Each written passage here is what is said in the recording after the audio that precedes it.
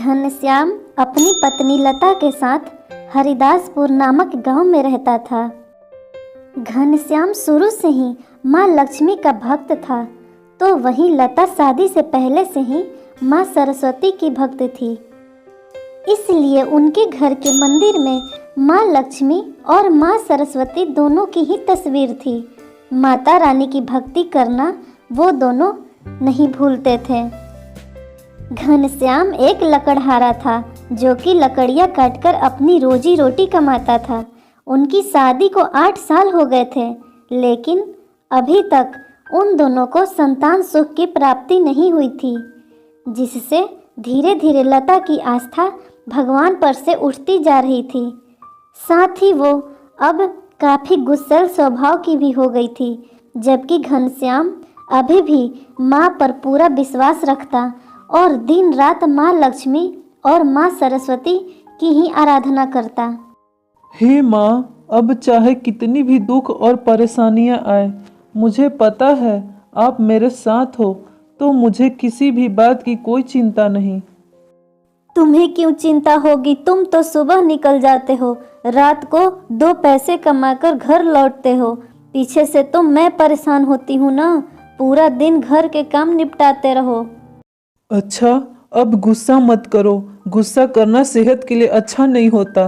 अपनी सारी परेशानियां माँ को सौंप दो, देखना वो पल भर में सारे दुख दूर कर देती हैं। अभी तक तो कोई दुख दूर नहीं किया। कल भी गरीबी में जी रहे थे, आज भी गरीबी में जी रहे हैं। पता नहीं तुम्हारा विश्वास क्यों उन पर बना रहता है। मुझे तो बिल्कुल भी विश्वास नहीं होता। मैं तो बस तुम्हारे कहने पर थोड़ी बहुत पूजा पाठ कर लेती हूँ, नहीं तो मेरा तो मन ही उठ गया है इस पूजा पाठ से। एक तो पहले ही गरीबी में परेशान है, ऊपर से तुम जानते हो कि हमारी शादी के 8 साल पूरे हो जाएंगे, पर अभी तक संतान सुख भी प्राप्त नहीं हुआ। मुझे तो लगता है सारी परेशानियां हमारे ही जीवन में लिखी है। लता, आज तुम्हें भगवान पर विश्वास नहीं हो रहा है, पर देखना एक दिन तुम खुद भगवान की शक्ति को जान जाओगी। लता, भगवान के घर देर है पर अंधेर नहीं। घनश्याम काम पर चला जाता है, पर धीरे धीरे घनश्याम को मजदूरी का काम मिलना कम हो गया। घर में बहुत परेशानियां आ गई। फिर एक शाम घनश्याम जब घर आया तो लता से बोला, लता, यहाँ तो मुझे कोई भी काम नहीं मिल रहा था। बड़ी मुश्किल से सोनू के साथ दूसरे गांव में 10-15 दिन के लिए काम मिला है। अब मैं यही सोच रहा हूँ कि चला ही जाता हूँ। थोड़े पैसे आ जाएंगे तो घर की हालत में सुधार आ जाएगा, पर तुम अकेली रह पाओगी? अरे कोई बात नहीं, अकेले रहने में क्या ही परेशानी है। काम भी तो करना है ना। पैसे नहीं कमाओगे तो घर कैसे चलेगा। तुम मेरी चिंता ना करो, तुम आराम से जाओ। अच्छा तुम बैठो, मैं तुम्हारे लिए कुछ खाने का बना लेती हूँ। लता रसोई में खाना बनाने जाती है। अचानक से जमीन पर गिरे पानी पर उसका पैर फिसल गया और वो बहुत तेज गिर गई। लता दर्द से चिल्ला उठी। ये क्या हो गया? घनश्याम लता को बिस्तर पर लेटा देता है और पड़ोस में रहने वाले वैद्य जी को बुला कर लाता है। घनश्याम बेटा, लता के पैर का मांस फट गया है, जिसको ठीक होने में कम से कम 1 महीना लगेगा। अब सब कुछ कैसे होगा मैया? लता तो चल फिर भी नहीं सकती। चिंता मत करो, मैं ठीक हूँ। तुम काम पर चले जाओ, नहीं तो बहुत परेशानी हो जाएगी। तुम्हें इस हालत में अकेला छोड़कर मैं कैसे चला जाऊं? मुझे तुम्हारी चिंता होती रहेगी। मैं सोनू को मना कर देता हूँ। नहीं नहीं, सोनू भैया को मना मत करना। बड़ी मुश्किल से वैसे ही तुमको ये काम मिला है। अगर तुम नहीं गए तो तुम जानते हो अगले कुछ दिनों तक मजदूरी के बिना गुजारा करना बहुत मुश्किल हो जाएगा। और फिर कुछ दिनों की ही तो बात है, मैं किसी न किसी तरह गुजारा कर लूँगी। ठीक है, मैं जल्दी लौट आऊँगा। तुम अपना ख्याल रखना।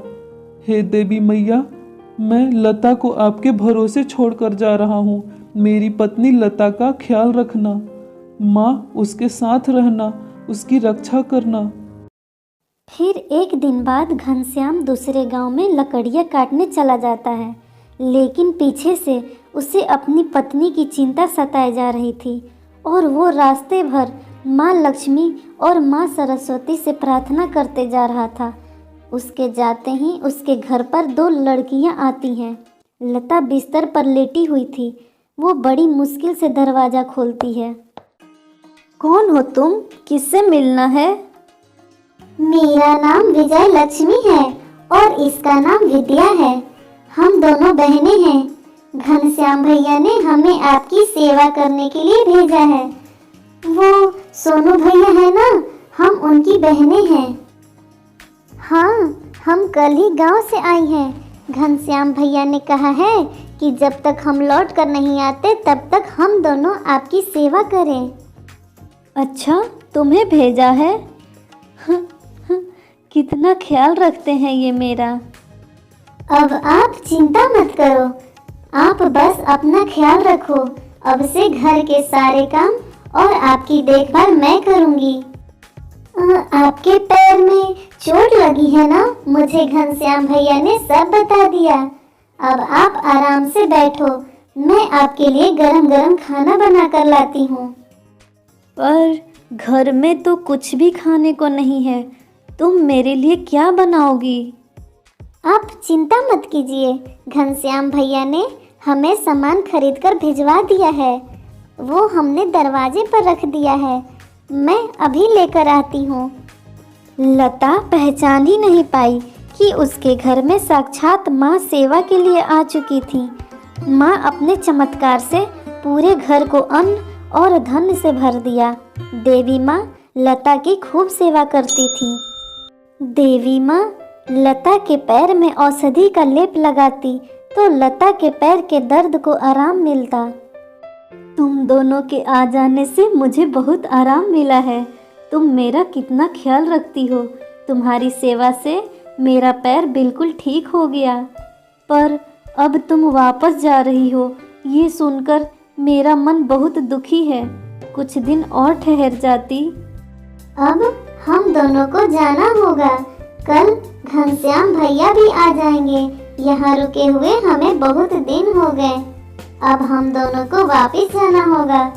देखो, अब तो आप पूरी तरह ठीक भी हो गई हो, लेकिन जाने से पहले हम आपको कुछ देना चाहती हैं। ये लो, ये नारियल। नारियल? ये किस लिए? ये नारियल इसे तोड़कर आप खा लेना। देखना, अगले 9 माह के बाद आपके घर में एक बहुत ही सुंदर प्यारा बालक जन्म लेगा। सचमुच तुम कितनी अच्छी हो। ऐसा लगता है कि तुम्हें हमारी सारी दुख तकलीफ पता है। मैं इस नारियल को जरूर खाऊंगी। इसके बाद वो दोनों वहाँ से वापस लौट जाती हैं। तभी घनश्याम और सोनू आ गए। लता ने घनश्याम से भवानी के बारे में बात की तो वो हैरान रह गया। सोनू की तो कोई बहन भी नहीं थी।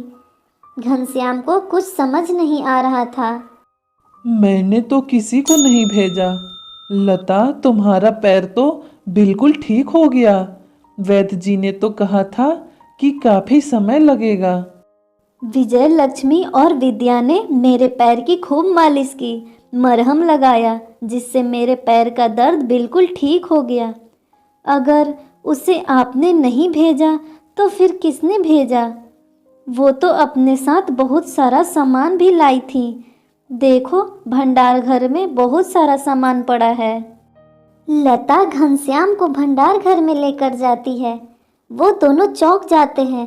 भंडार घर में अन्न और धन भरा हुआ था। वहाँ धरती पर उन दोनों देवियों के चरणों के निशान छपे हुए थे। साथ ही उनके पास कमल के फूल और छोटी सी वीणा रखी हुई थी। उसकी आंखों से आंसू की धारा बह जाती है और वो उन चरणों पर माथा टेककर खूब रोता है। लता भी अब तक सब कुछ समझ गई थी। लता, माँ स्वयं हमारे घर आई थी।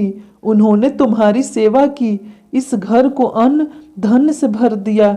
हे मैया, मुझे आपके दर्शनों का सौभाग्य नहीं प्राप्त हो सका। मुझे उनके दर्शन हुए पर मैं उन्हें पहचान नहीं पाई। मैंने तो उनसे अपनी सेवा करवाई, साथ ही घर का काम करवाया। हे माँ दुर्गा, मेरी भूल को क्षमा कर देना। आपने हमारे लिए इतना कुछ किया और मैंने कभी आपकी ठीक से पूजा तक नहीं की। आपकी महिमा अपरंपार है मैया। लता और घनश्याम साथ में माँ दुर्गा और माँ सरस्वती की पूजा करते हैं। अब घनश्याम और लता की जिंदगी में सब कुछ था। माँ दुर्गा के आशीर्वाद से उसके घर में अब किसी भी चीज़ की कोई कमी नहीं थी। माँ लक्ष्मी और माँ सरस्वती का नाम लेकर लता ने उस नारियल को खाया, जिसके फलस्वरूप 9 महीने के पश्चात उसके घर में बहुत ही सुंदर बालक का जन्म हुआ, जो कि बहुत ही तेज बुद्धि का था।